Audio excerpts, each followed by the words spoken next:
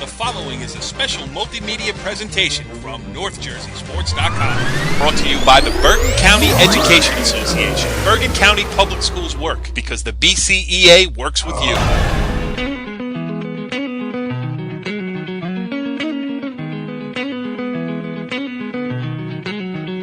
We are Talkin Baseball, NorthJerseySports.com's original multimedia series, talking all things North Jersey baseball. And I guess I should have said I am talking baseball. I am Corey Doviak, and after searching far and wide for a co-host to help take me through this episode, I came up empty.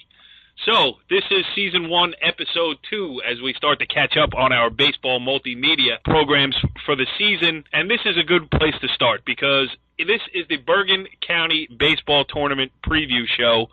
And really, I don't need a co-host because I'm going to bring on some heavy hitters tonight, starting with two Bergen County legends who will be entering the Bergen County tournament for the last time. Emerson head coach Bob Carcich, who's been in the game for 28 and a half years and has been in the county tournament, by my best estimation, all but 1 or 2 of those years. He will join us, and he will come on with a guy who started 1 year before him. Lyndhurst head coach Butch Servideo, also making his final foray into the Bergen County Baseball Tournament. It's going to be fun to talk to those guys because, I mean, that's living history right here. That's 3 decades of Bergen County baseball that those guys have been a part of. So it's going to be interesting to get their thoughts talking about what is to come in their final go-round. Then we're going to talk a little bit more about the specifics of the county tournament. We'll have Glen Rock head coach Joe Sutera join us. And Joe's a good guy to have on here because he's also a member of the Bergen County Tournament Selection Committee. He was in the room, and I want to ask him some questions about the selection process. I'm not going to, we're not going to nitpick and we're not going to complain and whine. We're just going to ask certain questions about how the thing is done. No matter what happens on a year-in, year-out basis, there are going to be a couple of teams that are left out that think they should have got in. There's going to be a couple of teams that got in that others think should have been left out. There really is no perfect science to this. So it's going to be interesting to talk to Joe, who, interestingly enough, his team, Glen Rock, was one of the last ones left out of the county tournament this year. So we'll get it from both sides. And then we'll go to the other side of the spectrum as we welcome in Rutherford head coach Carmen Spina. And just a little tidbit here. I already taped that interview. And when you hear it, it's worth staying tuned toward. He's the final guest of the show. But he came up with some very interesting unintended consequences of not letting Bergen County public school teams play in the Bergen County Baseball Tournament that you're going to want to listen to here. The guy lays out his points succinctly. I happen to agree with many of them, so that will be fun. All right, well, if we're going to talk about the Bergen County Boys Baseball Tournament for 2014, the guys you got to start with are two, we kid around on this show all the time, NorthJerseySports.com, we goof around, but when I say tonight that we have 2 legends joining us here on Talkin' Baseball, I really mean it. This is Bergen County baseball royalty as we welcome in Emerson head coach Bob Carcich. Coach, thanks for joining us here on Talkin' Baseball. Proud to be on, Corey. Proud to be on.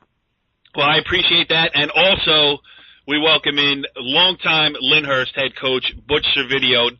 Coach, thanks for joining us here as well. Thank you. Thank you for that praise. It was very nice. Well, I'm stuttering over my words a little bit here because I'm so excited about having both of you on. We were just talking before we came on the air here just about, a whole bunch of different topics. But the thing is, it's crazy. You guys started at your respective programs a year apart. Butch Servideo in 1985, Bob Carcich in 1986. And being a small school guy myself, I went to Palisades Park in Leonia for a year. I mean, I knew your names when I was in high school, and that was at Pal Park when we were just about horrible in every sport. So your names have been on the tip of my tongue for a long time. I'm really excited to just talk some Bergen County baseball history with both of you. And Sitch, I'm going to start with you. First thing, going into this, you announced your retirement before the season began. You made a great run to get into the tournament, winning on Saturday and Sunday to get your spot here. How much does it mean to you in your last season with over 500 wins, with so many great players that have come through your program and everything else?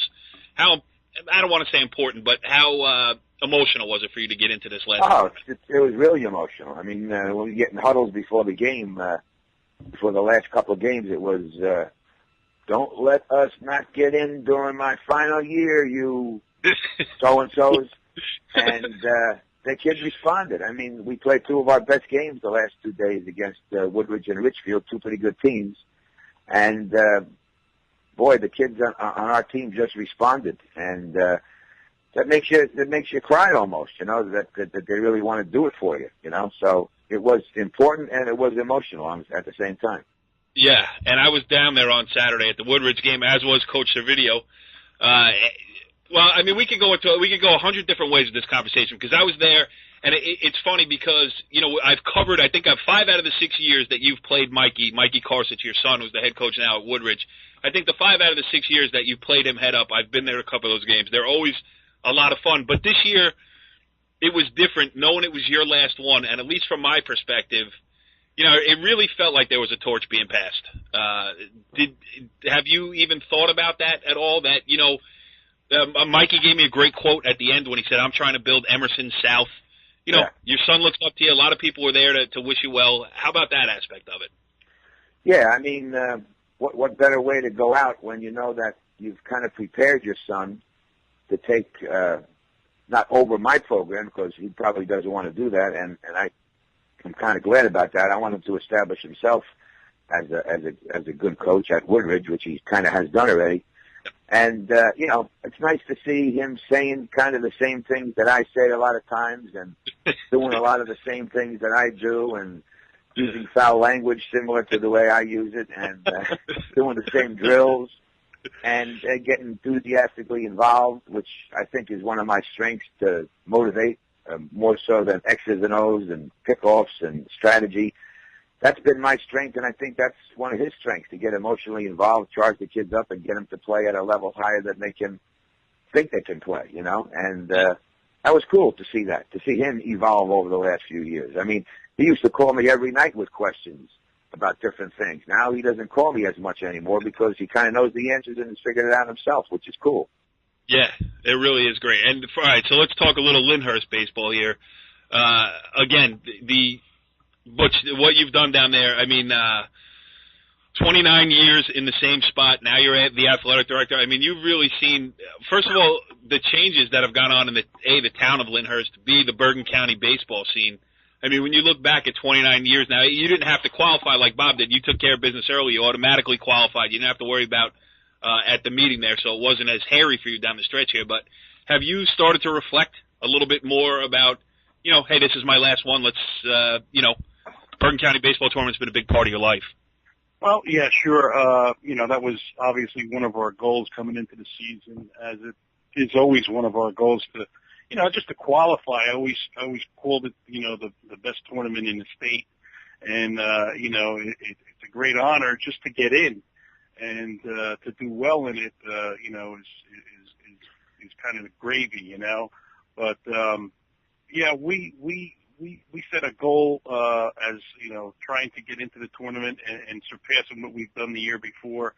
And, I'm so glad that we did get in, and, we got a home game tomorrow against Dumont, who's a very good team. So I'm kind of looking forward to it, and so are the kids. Yeah, I mean, it's great, too. As we sit here tonight, I got some scores that came in from today's games. And when you look around, today, Wayne Hills beat Bergen Catholic, the number 1 seed in the Bergen County tournament. Tenafly beat Pascack Valley. Northern Highlands beat Paramus. And I think my larger point here is it's been like that all year. I mean, I'm sure, Bob, when you were picking the tournament yesterday, it was hard to figure out. It's hard to really slice these things up because it seems like everybody's beating everybody in Bergen County this year. And I think that's a great thing because I really think that this year's Bergen County tournament is going to be as wild or unpredictable as any we've ever seen, at least any that I've seen over the last 15 years of covering it. And if it went by chalk, if all the higher seeds won, I still think that would be an unpredictable tournament. You know what I'm saying? Absolutely. Parity is the name of the game in Bergen County this year. Similar to, I think, the NCAA basketball tournament this year where any of a number of teams could have won. I think, Indian Hill, St. Joe's, Bergen, Bosco, Pascack Valley, Paramus, I think, any one of those, like you just said, any one of those teams can pull it out. And that's great. That's great. Yep. And that's what it's all about. It's going to be exciting. I hope we get big crowds at the games because stuff can happen at any one of those contests. And I think, absolutely. I think to throw my 2 cents in, I think it's time for a smaller school. Watch out for somebody like St. Mary's, who's very good, and they have a nice draw, and they can go pretty far in this tournament. That's right. I agree with you on St. Mary's. I mean, they beat Gloucester Catholic, which opened up everybody's eyes. But would either one of you guys be shocked if Fairlawn beat St. Mary's in the first round? No. Right? No. I mean, that's how crazy it is. We'll talk a little bit more about this year's tournament and your guys this year, but I also I want to cover a little bit more of the history. Butch, your greatest run, late 80s, you made it to the Final Four, and I know the answer to this because we were talking about it before we came on the air here, but just talk about those memories of that. Give us the situation. You almost won the stinking thing. Well, we almost did. I had 2 great pitchers. I had a great team. But I had 2 dominant pitchers. I had a right-hander, Scott Ryder, who was an all-state pitcher, went on to star at Georgia Southern, pitched in the College World Series, and was drafted by the Atlanta Braves. And then I had a lefty who was a junior, Paulie DeSimone, who went on to pitch at Montclair State. And, I had at the same time we had the state tournament going on, so one would pitch the state tournament, and the other guy would pitch the county tournament. So I had DeSimone going against Pascack Hills. They had a fellow by the name of Canwisher, and he was a good one. And we had a great battle, and unfortunately, they beat us 4-3, and then they went on to win the county tournament the next day. And it kind of was understood because the team that we were playing really ran out of pitching for the next day, and both Pascack Hills and I knew it, and we both had pitchers for the next day. So it was kind of like the team that was going to win, Lyndhurst Pascack Hills, was kind of had a good shot to win that county tournament. And unfortunately for us, and fortunately for Pascack Hills, they went on to win it. It was exciting. And at least it didn't hurt because you just recounted it in vivid memory here some 17 years later, right? Oh, yeah. Since your greatest run in the county tournament was a little bit more recent, I'm looking it up here in front of us, but it was just a couple years ago. I mean, my memory is so shot. I was at the game. I covered, your quarterfinal win and your your semifinal game, but you lost to Bosco 5-2 in the Final Four. But that was a great run, led by the great Nick Romagli. Right, and what was weird about that was we kind of upset Tenafly in the first game. Bergen was getting our goat in the second game, and then Nick drives in 7 runs to beat us. It was one of the greatest victories in Emerson history. And now we got to play Don Bosco. So the day before we were going to play him, I went down to scout him at Seton Hall, who was one of the top teams in the state. And they just kind of mashed Seton Hall, the kid Porcello, who pitches for the Tigers. Don Bosco beat that day. So here I am driving back from Seton Hall. I'm saying, how in the hell are we going to play against these guys, And I remember a few days before practice, I gave my kids homework. And I said, I want you to go home and I want you to watch Hoosiers. I want you to go watch the tape of the Villanova-Georgetown basketball game. I want you to look up the definition or where the word upset first came from. And it was named after a horse, Upset, who beat a big group of stud horses, and that's how the word upset got its name. So I watched him. I wanted to let him see all different ways that David could slay the giants. So we got all excited before that game, and I had a kid named Marco Sommerhalter on the mound, and he threw change-ups and curveballs, and we threw a runner out at second base. We got a couple of timely hits. I thought we had a tough out call at first base, which would have given us first and second with nobody out in the third or fourth inning. And the people from Don Bosco were, I think, amazed that we were even in the game with them after they had just crushed Seton Hall. Yeah. And, that was like a victory for us, The whole town of Emerson was there. It was just cool, and even though we lost, it was kind of like a win for our little school, and I just remember it with fond memories, really. Yeah, and you know what? As you were talking here, I found the story. I found both stories. I found the semifinal against Bosco. You had Marco Summerhalter, quality start. You had, but I'm looking at the players that Don Bosco Prep. Jaron Matthews was on that team. Brett Knief, who's now playing for Florida State. Right. I mean, you know, that's an all-time team in Bergen County, and you guys gave all you can handle. Steve Proscia was a junior, a kid who went on to, you know, great things at the University of Virginia and everything else. And I have in front of you here, whoever was the photographer at that game, Sunday, May 27th of 2007, got a great picture of Nick Romagli watching his sixth-inning three-run homer leave the park. Right. So that was against Bergen, right? Yeah, that was against Bergen, and you had here's one that might make you cringe, Butch. Rob Randall, Emerson's starting pitcher, threw 142 pitches over 8 innings to pick up the win for Emerson. Yeah. He was skinny too, and his arm was falling off, but he was throwing a lot of ground balls, man. He pitched all 8 innings. Wow. He works in a deli down in Oradell. He gives me free potato salad when I go down there now. Yeah, except he was a lefty and he had to serve it with his right arm. He had to stick with his opposite arm. That's right. All right. Butch, let me ask you this. How about looking back at this tournament over the last 3 decades? It's changed so much. I mean, give me some of the ways that stick out for you. How is it different now than it was then? Well, you know, years ago, you know, it was just a 650 winning percentage and I remember it was like 22 games that you had to play. And a lot of teams, you know, would struggle and battle to get 22 games in. Nowadays, you know, with the weather that it has been in the last couple of years, you know, we had to make some changes, and we lowered it, as a matter of fact, this year from 18 games to 16 games. And still not everybody got 16. And a lot of people didn't get 16 games in. Correct. Because but we also pushed the tournament. We also made it a 3-week tournament instead of just a 2-week tournament. Right. Which kind of so you're playing lower the number of games. And you know what? It helps the smaller schools too. I think that way. You know, guys like a Lyndhurst and an Emerson, because you know you're not battling with the state tournament too, and you have an opportunity in the first round or two to use your number one.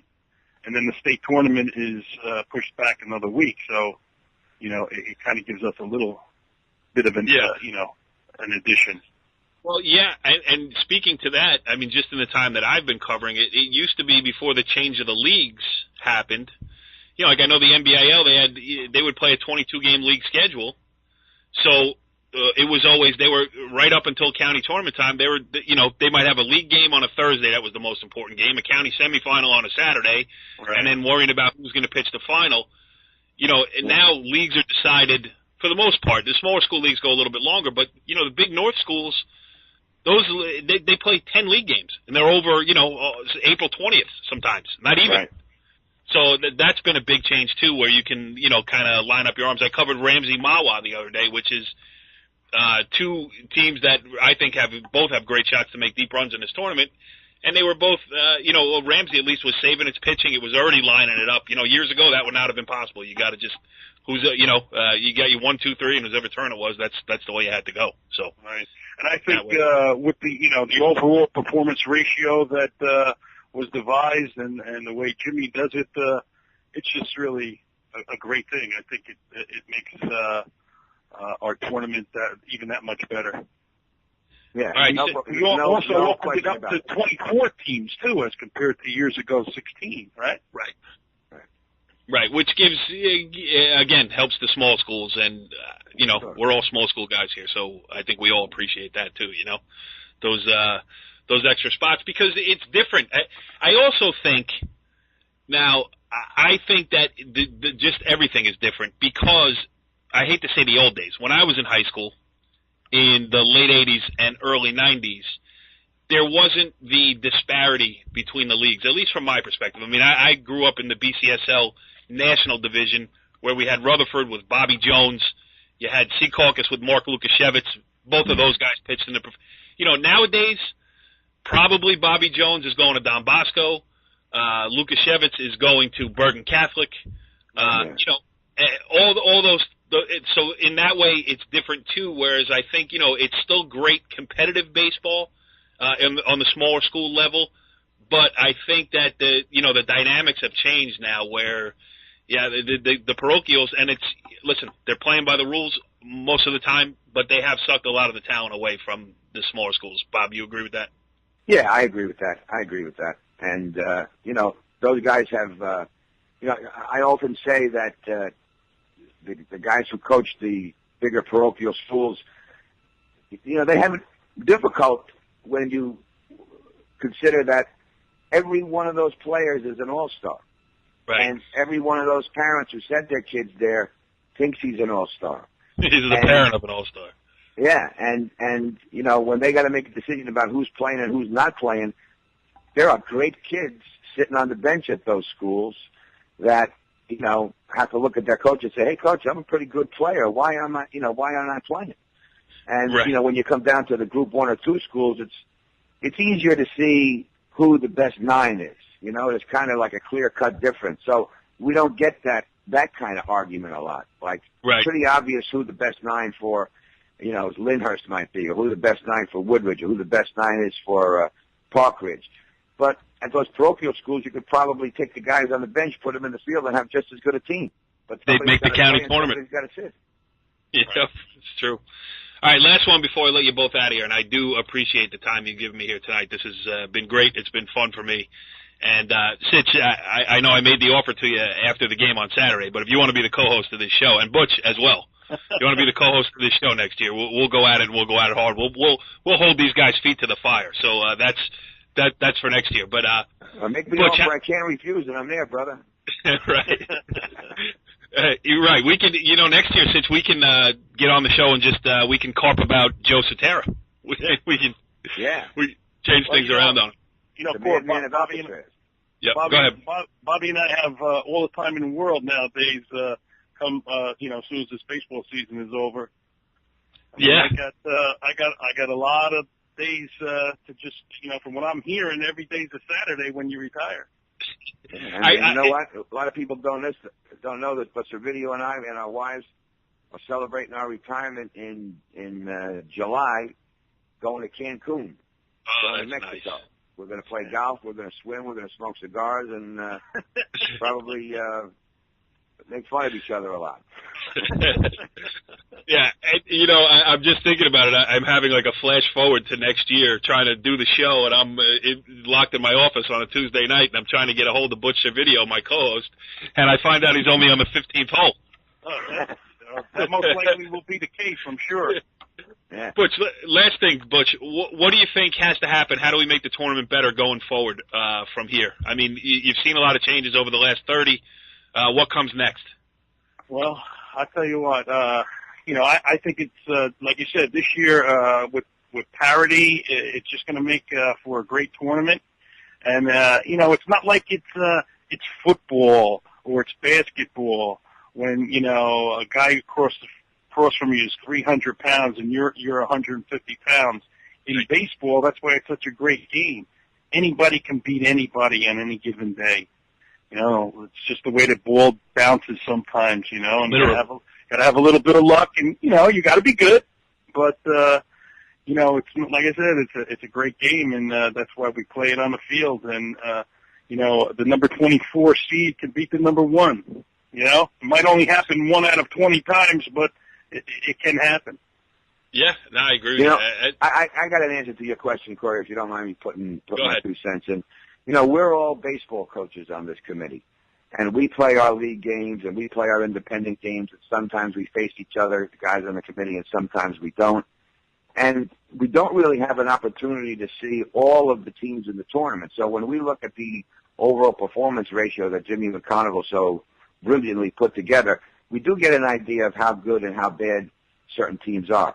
But if you could get, like, retired guys or like me and Butchie next year, or other guys of that same ilk, to go out and look at all the teams in Bergen County at least once or twice, if you could arrange that, that might be some better input into the tournament when you're looking for to break hairs on who's in and who's out. And that's one way I think we could improve the tournament, getting guys to see all the teams instead of just looking at computer printouts of what they did over the course of their 16 or 18 or 20 games. Well, I have a couple of things to say to that. The Bergen County Jamboree basketball, that's what they do. I always thought that was a great idea. Yep. Number two, if you guys do, if we can make this come to fruition, that means you guys would have to go out and watch games, which means I would need you on this show next year to impart your knowledge. And number three, I know a guy named Corey Doviak who's been going out covering the top teams in the county twice or three times a year for the last 15. So There you go. We'll get early tea time, and then we'll watch 4 o'clock games, and we won't ever be home. Yeah, you got it. As long as we can leave the golf course at 3 o'clock and get to the field, no sweat. Well, I hear old guys all get up early anyway. You could be on the first tee box by 6:15. All right, listen to this. I got to play you one sound effect.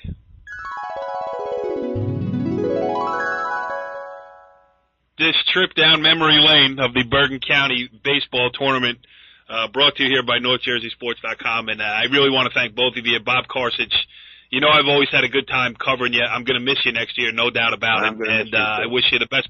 Yeah, I wish you the best of luck in this tournament, and certainly going forward, and we will continue to cement our plans for next season. And Butch Servideo, same goes for you. I mean, I've covered you at a bunch of games, saw you last year in the state semifinals.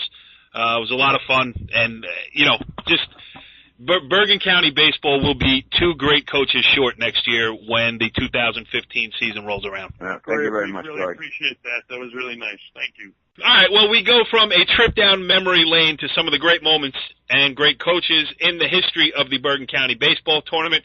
We'll fast forward back to present day here as we welcome in our next guest. He is Glen Rock head coach Joe Sutera. Great guy to have on now because he is also a member of the Bergen County Tournament Selection Committee. He was in the room on, Monday night when they selected the tournament as we taped this here on Tuesday night. So first of all, Joe, thanks for coming on again, pal. I am looking forward to this. My pleasure. Always happy to be on. I enjoy the show. So let's get to it. You're a second time. Well, I shouldn't say that. Yeah, I love the Lee Barber from Ramapo earlier this year on our hockey show said he was a long-time listener, first-time caller. I was trying to play that in here, but whatever. We'll move on. I don't call you. You call me. That's true. You do text me though. I do text you. Yeah. All right, let's talk some specifics about this year's Bergen County tournament. First of all, you were one of the teams squarely on the bubble going into the meeting on Monday night, and one of the teams that the bubble burst on. Yeah. So, speak from your team's perspective first. How disappointed / surprised / not surprised? How did you look at it? I don't think it would be fair to say I was surprised that we didn't get in. I think it would be fair to say I was disappointed based on, when we adopted this OPR last year, part of the reason was that we wanted, guys to go out and play people. And I thought we took on a very challenging schedule, which we've done, as a coach, you've always done it, whether it be at New Milford when I was over there or now, the 6 years I've been in Glen Rock. Yeah, you get better by playing the best teams that you can play and you can schedule. So, we went out there and 3 of our 8 losses were 2 to Bergen Catholic and 1 to Riverdale. And the teams that were vying for that spot, I think it was 4 of us were vying for 1 spot or 4 for 2. One of them was Fairlawn. And when Fairlawn went on the board and it was us, Fairlawn, and the Highlands up there, you can't deny Fairlawn. I mean, they beat us head to head. So, that's what I thought was the fair thing to do. We have a committee of 7 guys. It's not just my voice in there. So I thought that taking Fairlawn and allowing them, as did a lot of other guys, because Fairlawn had some quality wins, not just the win against us. I mean, they beat West Milford, they beat Lakeland. They have some quality wins, and we took them in, and then it was between us and Highlands, and I thought we had a very, valid argument in terms of, head to head. You got 2 teams left, both at 8-8, and I fought for our guys because, we beat Highlands. thought we had a strong case for a head-to-head. But, the fact that Highlands, Highlands, I think, beat Ramapo twice. They did have a good OPR at 19, and we were 29. I guess it weighed heavily that, that the Highlands got in and we didn't. I mean, it's and you know what, at that moment, like, to me, that whole selection is a lot like a close baseball game where, you might look at one play to say, oh, wow, that play cost in the game, but throughout the 7 innings, there are numerous opportunities for you to seal the deal and get the victory or not. Right. And, early on in the year, we win one of those games where, we hold on to a win where we were beating Riverdale 5-2 in the 6th, and we let that get away from us. We lost to some losses that we had early in the year came back to bite us in the second week of the season. Games we could have won and didn't win. So while it looks like last night was a culmination of us not getting in, I think we did not do things early on to get us in. And when I told our kids that, they said the same thing. They said, Coach, we should have won some games early that we lost, and it cost us now. So. Let me ask you this again from a wider perspective. Yeah. I get it. I mean, we've been talking over the last couple of days, and just right. as Bergen County baseball fans going back and forth. So right. no hidden agendas. No. But let me. This is the second year now of this OPR. Yeah. I've seen how how it's determined and everything else, but I, as you know, am a man of words, not a man of numbers. I see stuff like that, my eyes get bleary, and I just, I feel like acting out in class and getting sent to the principal's office. Right. So I pay no attention. But let me ask you this: how I just had Sitch and Butchie Servideo on. Both guys paid due respect to the OPR. Where are we with this? Does it need further tweaking? Should it be the be-all, end-all? Because there's a couple other things I want to ask you about criteria too. But where are we with this OPR? I mean, does it help clear up things? I think it does. Well, from your soliloquy there earlier. No. I mean. Yeah. And again, I don't mean to put you on the spot because you're the Glen Rock head coach and Glen Rock got left out. No, but you know what I mean? I understand, but like, I'm disappointed in the fact that, there's been some case where, like, you know what, guys, if we're going to do the OPR, go through let's just use the top 24 in the OPR. Right. Whoever the top 24 on the OPR, are in. Right. No more 50. No more 650. I mean, some guys, and not even committee members, but I speak to a lot of Bergen County baseball coaches, and some are in favor of getting rid of the 650. Right. Because, I mean, it factors in your wins against, the winning percentage of the teams that you beat combined. And, that hurt us. And I understood, that was going to hurt us going, but you try to schedule stronger teams to compensate for that, and to be honest with you, that kind of bit us in the rear end. Right. The whole foundation of this APR was your one-loss record, your total power points, your strength of schedule percentage, and your combined winning percentage of defeated teams and residual power points earned. Now, last year, we didn't have as difficult a schedule, and we were, I think, 22nd or 24th. So, right. You try to go out and increase the schedule based on this. I mean, I don't know, because you're looking at some teams that had higher OPRs than teams that got in the tournament. Right. That's my point. So you're looking at and us being one of them. Because here's the thing, the OPR is great, but it's not black and white. It's not, hey, this is where the OPR stands, and then there is the eye test.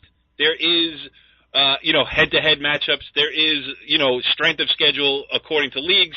And I just did the interview with Sitch and Butchie, and what they had mentioned, and believe me, I am fully in favor of it, is like the Bergen County Jamboree basketball tournament does. They got guys, and Butchie and Sitch did all but directly volunteer for the, first post of being guys to go out and watch games and see. You know what I mean? Like, it's one thing. Believe me, I know, because this is what I do for a living. I go out and watch games, and you hear stuff, you look at schedules, and then you go out and watch the team. And you get a different perspective, especially now because we don't have high school. For all of these media outlets who have tried everything, we don't have Baseball Tonight for Bergen County Baseball. No, and I mean, you take that from another, you take that one step further, and I think that the Bergen County Jamboree does an excellent job by sending out people to watch teams, because there's always discussion in the room about, the guys that are in that room, in that committee, are very well respected guys, and when they see a team play, they go out and watch a team play.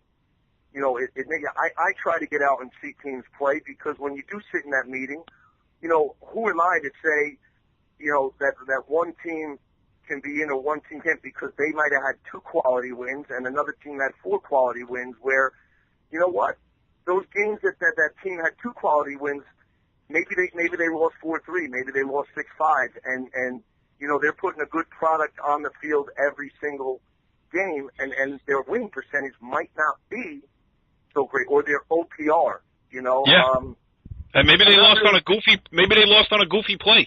Maybe the ball hits the third base bag and a 2-run score. Maybe they lost. 3-2 in the 6th inning. Because they had the bases loaded, 2 outs, and it was raining, and the game got called. I mean, or a bad, a bad, bad call by the umpire at second base that cost them a run. Right. You don't. The OPR. Yeah. I think I think in theory it was good to help us, and I think it has helped us in terms of clearing some things up with, for example, a team like Paramus Catholic. Yes. They're a perfect example of a team that this OPR is going to help, because they're 7-7, but you go ask anybody if they want to play Paramus Catholic with the 3 arms or 2 or 3 arms that they have, So you're talking about a team. Okay, they're 7-7, but their body of work every single time out is. I mean, they beat Pascack Valley, they beat Dumont, and they got 3 arms. I mean, go ask, Kurt Holman if he's excited about playing Paramus Catholic, and then ask Mark Demena if he's excited about playing either Paramus Catholic or Ridgewood. So, you know what I mean? In that case, in the Paramus Catholic case, how do you leave that team out?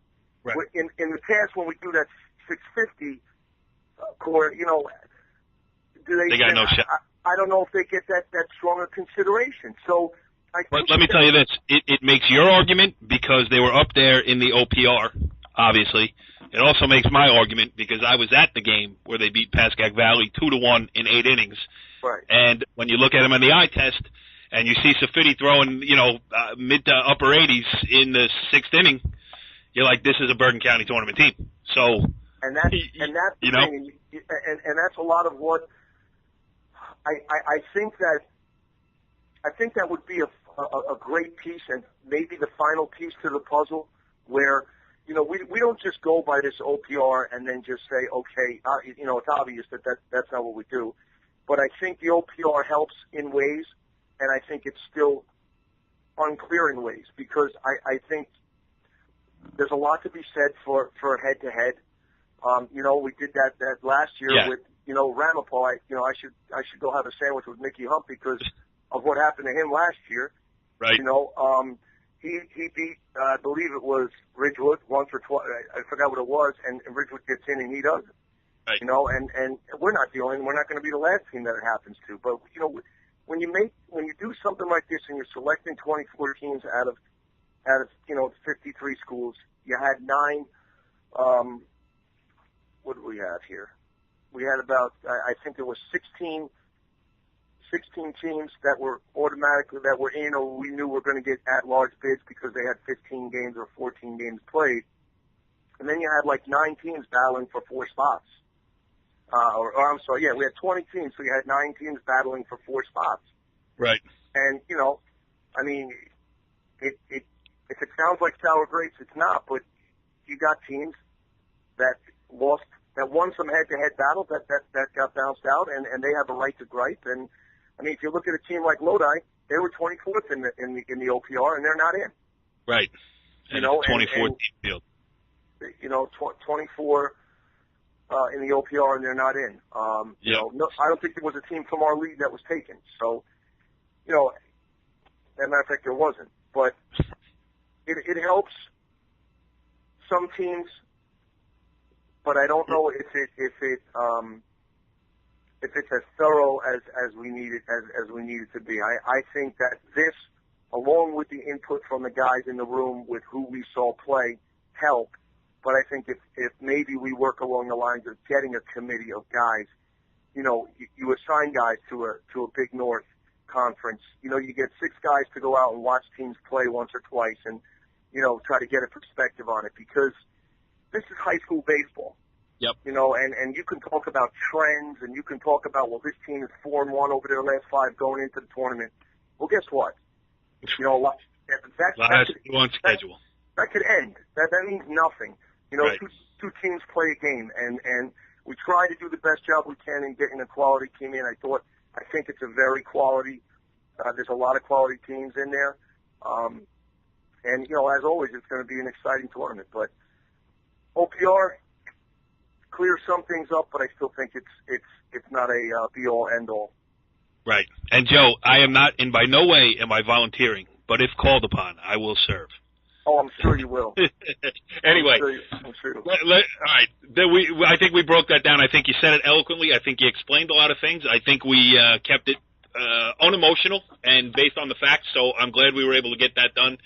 Last thing I want to ask you, because now, I mean, while I'm disappointed for you that you didn't get into the tournament, as a friend of mine, I'm happy in a way because I understand that I will have a right-hand man with me on Saturday watching some great Bergen County Baseball Tournament games together. I'm looking forward to that. And I am predicting right now here on this air a all-out free-for-all in this county tournament because I have no idea who's going to win. To be honest with you, I don't know who the favorite is. And if you ran down the list, right, give me Bergen Catholic, give me Indian Hills, give me St. Joe's, give me Don Bosco, any of the top 8 seeds, any of the 24 seeds that are in the tournament, if you told me that any one of them, other than a few outside games, maybe 2 or 3, beat another one, I would not even shrug my shoulders because I think this thing's going to be crazy. I think it is. I think you got you have a lot of intriguing first round matchups tomorrow. I think the Walbrook Demarest game is going to be a good game. You look at Mike Carcich and the body of work that he's put together at Woodridge and what he's done in developing that program. Going to Riverdale is not going to be an easy task for them. Ridgefield Highlands is going to be a good one. And then you look at the potential second round games, regardless of who win those playing games. I mean, that's the greatest thing about the tournament is, somebody told me, I think it was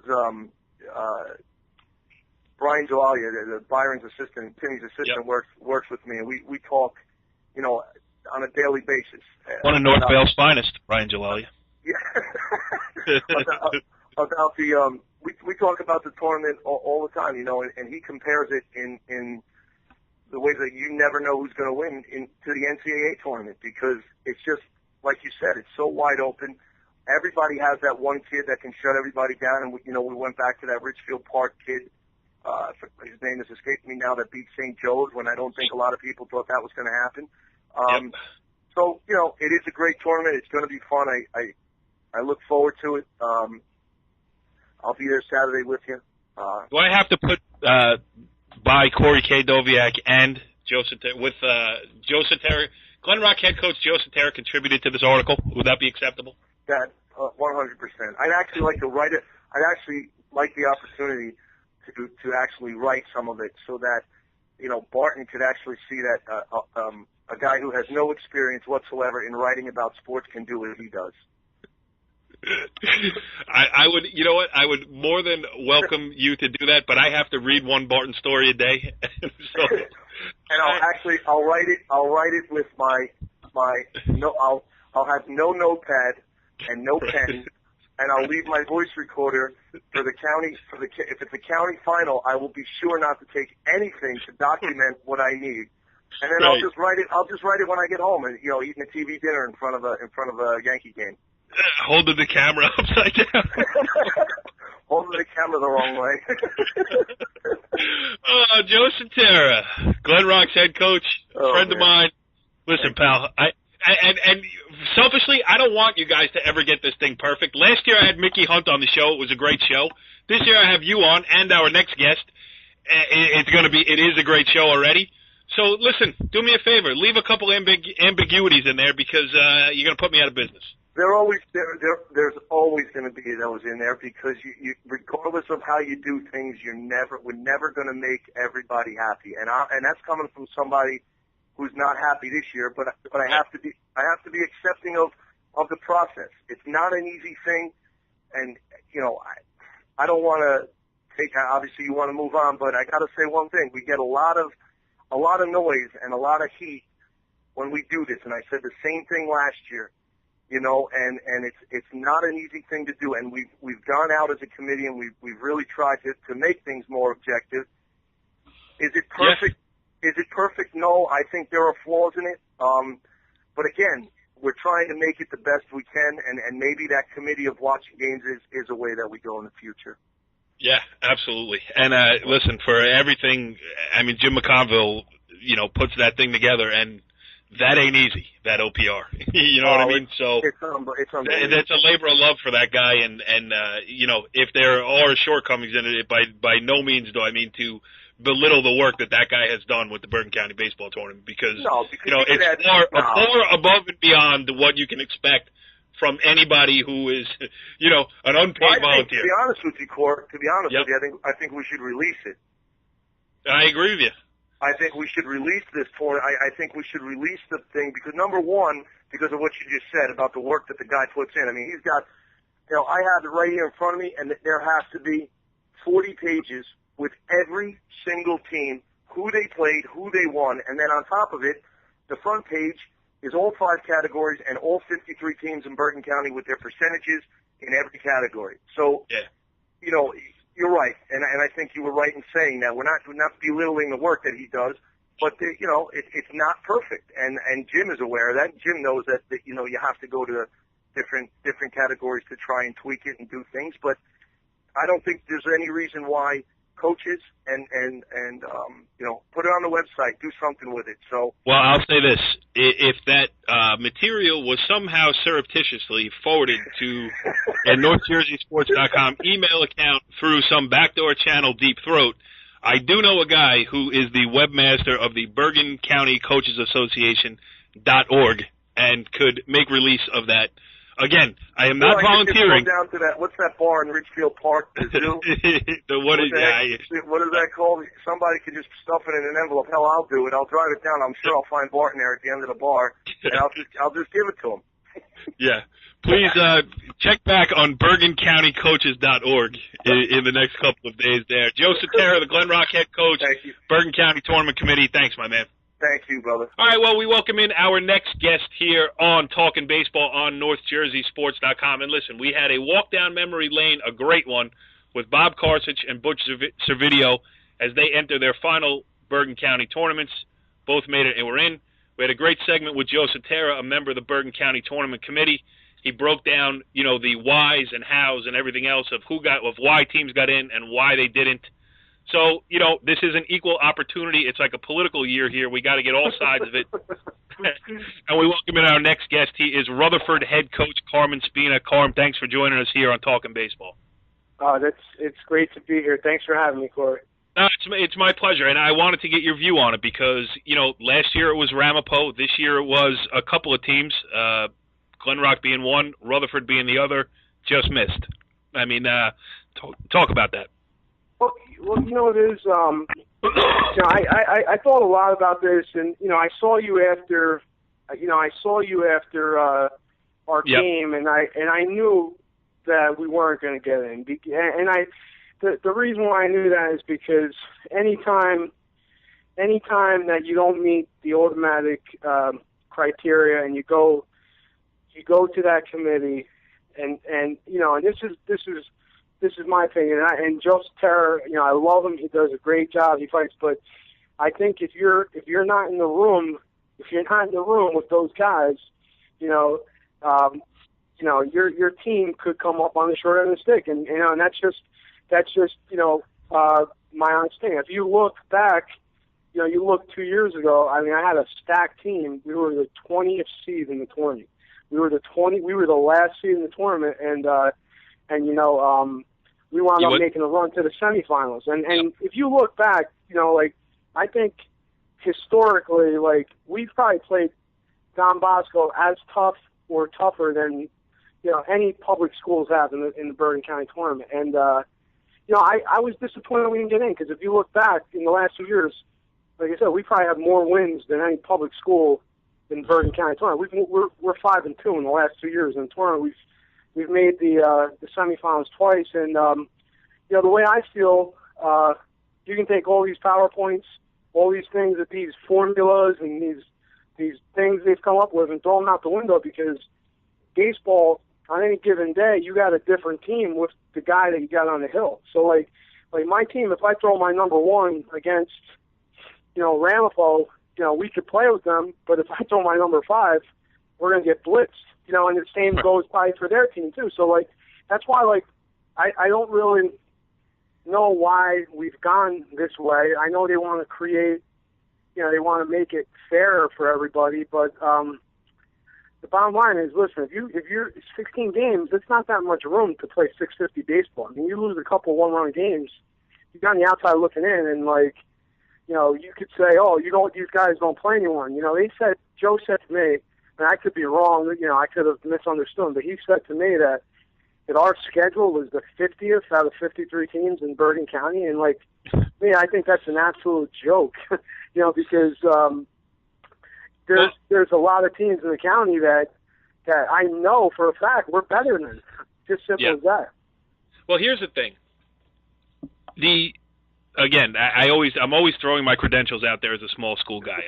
Powell Park High School, everything else. So, believe me, I understand. Here's the thing about it. When you talk about strength of schedule and everything else, the bigger schools, the ones that play in the Big North, their strength of schedule is built in to their regular season schedule. Absolutely. Look at a Ramapo, look at a Paramus, look at a Ridgewood. They are going to, if they lose 1-0, pick any of those teams, right? If you lose 1-0, that's a quality loss, because you're playing a good team in your league, right? Yep.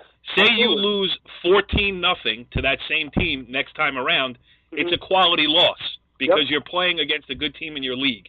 Absolutely. And as you said with baseball, when you don't have your number one, especially at a smaller school where your staff is, just by sheer mathematics, you're not going to have as deep a staff as other places, it leaves you open to lose a league, that same league game that Team A from the Big North is losing to Team B. When Team A from the smaller school loses to a Team B, say, I hate to nail teams down here, because I don't want anybody to think I'm disparaging. But when you lose when you, Rutherford, lose a game to a team that's at the bottom of your league, it's a bad loss, and a bad loss seems to hurt you more in the selection for the Bergen County tournament than a good win helps you. And in league baseball, when you're playing 4 or 5 times a week, you're going to get a loss, because that's just the game of baseball. Absolutely, you're 100% right. And I mean, listen, when they first came up with this PowerPoint solution, the head coach from Ramsey, Bill Chesney, smart guy, he figured he was doing all numbers, and numerically, you hit the nail on the head. The small schools, we're just at a disadvantage to rack up points that those other schools. And what really is mind-boggling about this whole system is if Ramsey loses a game, they pick up more PowerPoints than we do for winning a game. And, Great point. And the thing is too, in our league, all right. Now this gets really crazy. Some of the bad teams are group 2s and 1s, which again we have no control of. But if you play a bad group 3 or 4, and there's a lot of them, I don't want to mention schools again. I don't want to disrespect anyone. but you rack up points with them just because they got a bigger population. So see, my opinion on the thing is, and I said this to Joe. All right, listen. You think your team could be in this tournament? You're above 500. You know, you want to be in with the big boys? Let them in. Let everybody. I would let them in. If you think you can play, do an outer bracket. Have a game. Let us play Glen Rock. I mean, or whoever. Let us play Westwood. Name it right. All right. Whoever wins goes on to play the next. We're an outer seed game. Right. And this way, you make everybody happy. You don't like single people out, and maybe that Cinderella team from the outside can make a run to the final 8 or something like that. But like, listen, it cracks me up because everybody gets all upset about the seeds. Oh, I got to play these guys first round. Oh, I got like I always took the mentality like with my kids, like if you're going to win this tournament, and honestly, I mean, the chances of public school winning this thing are very slim to none. I mean, I'm not trying to like deflate the hope of the public schools, but let's be honest. Like, how many times in the last since 2000? I know Rutherford won in 2000. What, we had one other public school win the Bergen County Tournament? Pascack Valley is the only one that pops into my mind. I could be wrong, and I could go back and look at it. That's the only one I think too. So like, if you're a public school, like to me, I'm thinking. I'm sorry if I'm just rambling on, but I'm thinking, who cares if let whoever thinks they're good enough to be in, because you know what, that 8-8 team, like we talked about before, Corey, like that 8-8 team, they might have a stud that when he pitches, they're 7-0, and you know what, like that team might be stacked. Look at Pascack Hills last year at Penducci. Yeah, they went to a section final riding that kid's arm, and there's your point right there. And listen, good for Pascack Hills. They had a 1. They lined them up, and they made the run. And that's to me, like Bergen County baseball is unbelievable. Like, and I think for a fan, like I admired being in the tournament, not just the level of play, but I love watching Mawa play because I don't see them all the time. I love seeing the Paramus play. Like every team brings like a new style, a different element, a different kind of play. And, like, to me, I think, like, especially as a public school, like, I think you should want more public schools to get into the tournament because just for a single fact, like, a school like me, I got kids that, might want to go to Don Bosco or might want to go to Paramus Catholic. And you know what, like, if I'm getting bumped out of the tournament, because of some criteria, like that hurts us because, now those schools are going and say, oh, look, you get to play in this tournament, you get to do this, you get to do that, where, like, you let the more public schools in, that's only going to help our programs because now you can say, hey, listen, you play well, you get to showcase your talent against these big schools. And that's, like, what my team has done the last couple of years. But I think that this thing is, I think it's they're trying to make it fair. I understand what they're doing. I think the guys work hard. I think they're all good guys in that committee, but I really think that PowerPoints, in my opinion, are for football. Throw them out the window in baseball. It's a different kind of game. Every single time you have a guy on the hill, you have a different team out there. And let me tell you something. What you just said about the fact that when you don't make it at Rutherford, which is a historic baseball town, going way back to when I started the website. It's funny because when I started the website was when Egbert and Wadika were juniors. So those guys, I've seen the program. I played against them in high school. I hit against Bobby Jones. So, we can't put Rutherford, you're right about this, in a situation where those kids may go because they're not getting to play in the Bergen County Tournament. It's the first time I've ever heard it mentioned, but it is absolutely an unintended consequence of leaving out a team on the bubble. Now, again, I do not want to. I'm not here to bash the committee because I understand. I like you know that it's an impossible job. I am a huge sports fan. Impossible job. But you are so right about the fact that any perceived weakness on the part of a program might cost them a kid or two, even once over a 10-year period, twice over a 10-year period, and many times, many more over a 10-year period, and you're kind of shooting yourself in the foot because, the guys on the committee, for the most part, are public school guys. And that's like, to me, that's my point where I'm saying, like, all right, listen, I understand they want to make it an elite tournament. They want to have 24 teams. They want to do this and that. It used to be 6. It has. You know what I'm saying? Like that aura of 650 to get in no matter what, because only the top 16 are making it. If you're going to make it 24, you can easily make it 32. I'm like, how many more? If they did that, and even like we talked about, you make an outer bracket game or whatever. I mean, what harm is that doing to the tournament? I mean, my team is 10-4, 10-5 at the cutoff. We're playing 660 baseball. We're not good enough to get into the tournament. Like, are you kidding me?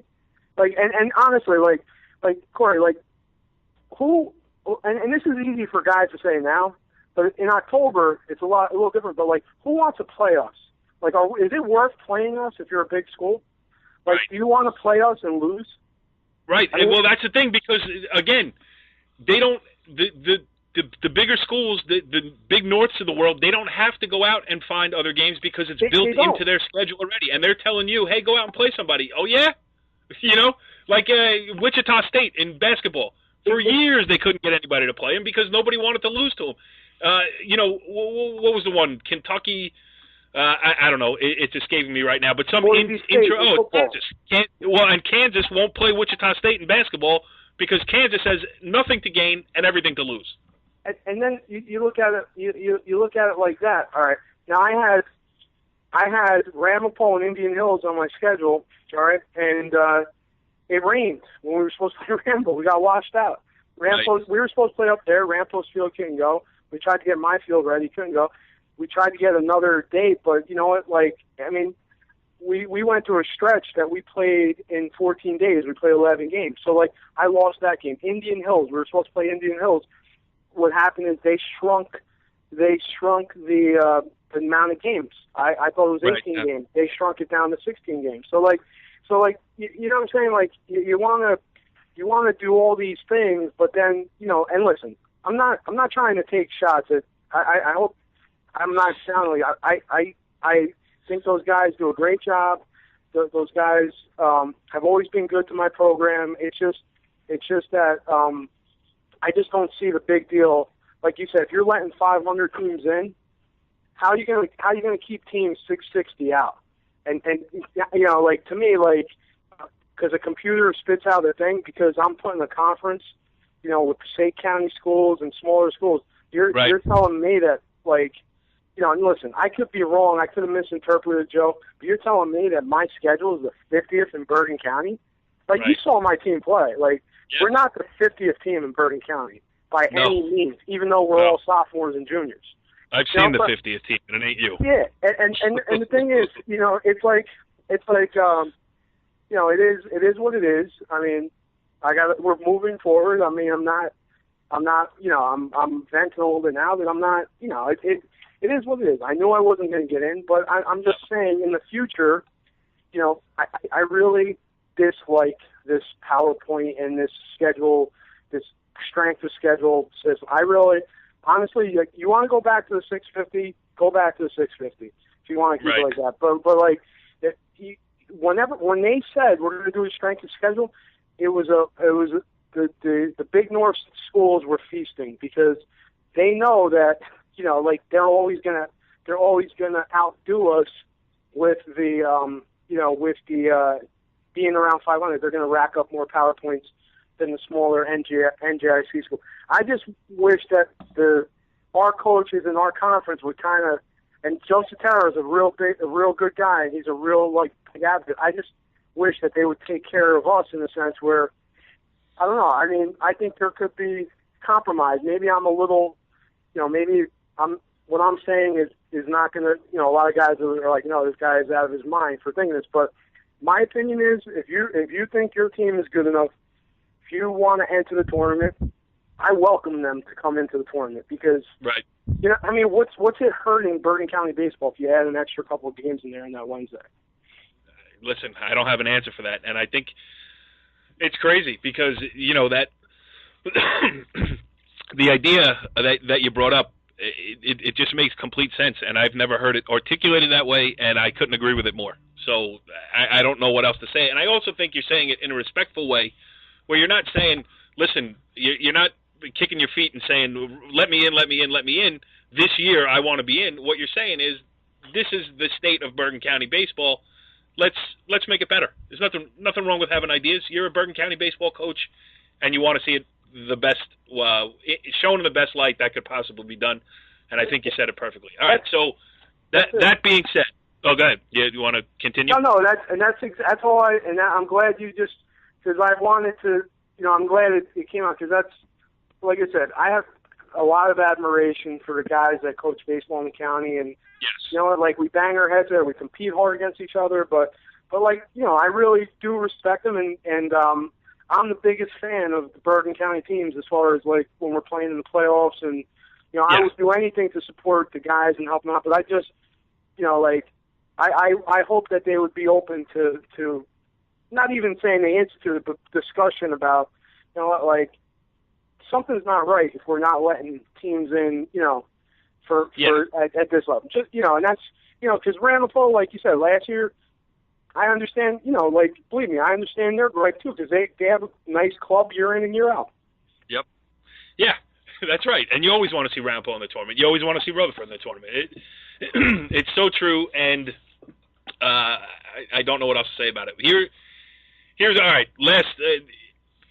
Granted, it's disappointing for you that you didn't make the Bergen County tournament. Let's talk a little Rutherford baseball this year, though, because I'll tell you what, there were a lot of people looking around outside expectations, especially when Stephen Kinsler goes down with a shoulder injury. Not just your number one of the best number ones in Bergen County, hasn't thrown a pitch for you. So, yeah, from expectations to where you guys are, that you really did have a case to make the Bergen County tournament. Give us a little rundown on Rutherford baseball. I'm sure it's disappointing that you're not in the counties, but again, nobody's going to want to play you in the States, and who would be surprised if you went on to make a run there? So talk about these kids. Well, here's what happened. As you've seen for the last couple of years, what happened is 4 years ago, I took a gamble, and like, I had some real talented young kids. This is when we were playing in the BCSL American. Like, I mean, I know you. That's a great division. I know you cover a lot of our games there. And loved it. Miss it. I miss it so much. And what happened is we got knocked around a little bit that year. But make a long story short, over the last 3 years, we won 62 games. Like, we had great runs in the counties. And I lose all those kids. And this year, basically, what happened last summer, I started working my kids out. We played in the developmental league in the county, Bergen County. We got beat up the whole summer. When I tell you, Carl, we got beat up. Right. We got knocked around. I have very limited pitching, and I really hit me. I said, we're going to be in a lot of trouble this season. Like, I'm hoping that like, going into the season, I'm hoping that we could win like 5 or 6 games. I mean, I'm being dead serious, because I mean, we were running out there with little kids, like little sophomores, and we were in a lot of trouble. What happened was, instead of like focusing a lot on baseball stuff in September, we got all these kids into the weight room. They lifted, they got stronger, kids got a little bigger, started feeling a little bit better about themselves. And I think the best thing that we did in the preseason, and I'm going to make this an annual event. Like, we went down. I'm good friends with Mike Hogan in Jersey City. I don't know if you know him, but he's a great guy.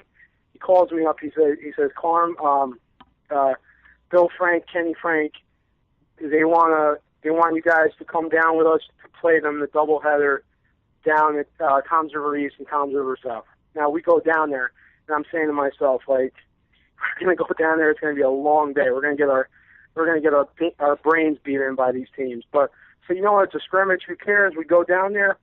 Our kids are in awe of watching these kids, how they warm up. Tony Miola, the goalkeeper for the USA soccer team back when we were like younger, Corey, his son's the shortstop. Kearney, New Jersey.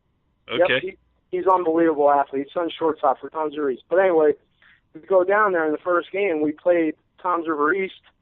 we wound up, not that you keep scoring, we wound up losing 4-3 to them in the scrimmage. And they were ranked in the state, and then we played very competitive against Southfield. My kids started saying, you know what, maybe we could be all right. Maybe we could do well against teams early. So, they saw the intensity, the hustle, how hard those kids work, and like they kind of like tried to follow them, try to copy it, and we came up here and like we really got off to a great start. We won 8 of we were 8-1.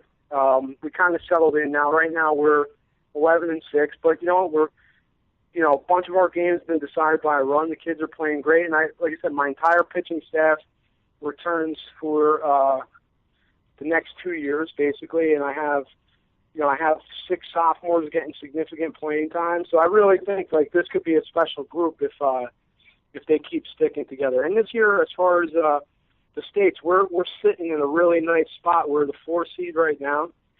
So we would play 2 home games, and then I think on our side of the bracket is Lyndhurst. So who knows? I mean, that's a rivalry game. It would be nice to get an opportunity to play them into the states because I know our kids, know their kids. So I think that would be a real exciting matchup. Yeah, absolutely. Well, Carm, hey, listen, this was great stuff tonight. This is the first time we've had you on the show. It's certainly not going to be the last because you brought up some stuff that I had never thought of, and I think it's great. And I hope everybody listens to it and takes heed to what we were talking about there with the unintended consequences of leaving public school Bergen County teams out of the mix. I really appreciate you having me on, and like anytime, I would love to call you guys as long as I come after Sutera. I want to make sure. No, I'm just kidding. But I definitely will be on, and maybe me and Nick DeBarry could come on. We could do a combo. Nick DeBarry yelled at me. Nick DeBarry yelled at me this morning, though. I think you certainly passed him on the list. He dropped a couple notches. Yeah, with him, he's I don't know. He's I guess he gets real defensive with his ex mentor Helen, so I don't know. But, all right. Carmen Spina, the head coach of the Rutherford baseball team. Best of luck with the season and the rest of the season, and I'm sure I'll see you hanging around a Bergen County tournament game or two. All right, take care. Thanks for having me, Gord. Great stuff. All right, there's an hour or so of Bergen County tournament baseball talk. I'm spent, but I will be back at it because now that we are done talking about the preview of the tournament, the games are actually set to begin on Wednesday afternoon is the play-in round. Then on Saturday, you got the round of 16 at 3 different sites across Bergen County. We'll get to as many games as we can. We'll cover them on NorthJerseySports.com, and then we will talk about them later on next week. We'll wrap up the opening stuff. We will preview the quarterfinals that are coming up there. So multimedia baseball on NorthJerseySports.com. It's back, baby, and we'll do plenty more of it. Follow the leader.